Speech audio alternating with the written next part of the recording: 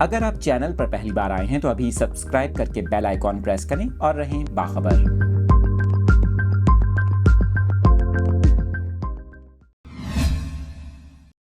کراچی سے آپ کو یہ انتہائی تشویشناک خبر دے رہے ہیں۔ ماہرین کی جانب سے کراچی کے شہریوں کو خبردار کر دیا گیا۔ آپ کو بتائیں ماہرین صحت نے کراچی کے پانی میں خطرناک وائرس کو جان لیوا قرار دے دیا۔ آپ کو بتائیں ماہرین کا یہ کہنا ہے کہ کراچی کے مختلف علاقوں میں پینے کے پانی میں کلورین کی مطلوبہ مقدار نہ ہونے کے برابر ہے، جس کے باعث نگلیریا وائرس سے اموات ہو رہی ہیں۔ ماہرین کے مطابق مختلف ذرائع سے حاصل کیے جانے والے پانی میں کلورین کی مقدار شامل نہ کیے جانے کی ذمہ داری متعلقہ اداروں پر عائد ہوتی ہے، جبکہ شہریوں کی بھی ذمہ داری ہے کہ وہ گھروں میں زیر استعمال انڈر گراؤنڈ ٹینک اور پانی ذخیرہ کرنے والی جگہوں پر بلیچ کے ذریعے پانی کو صاف کریں۔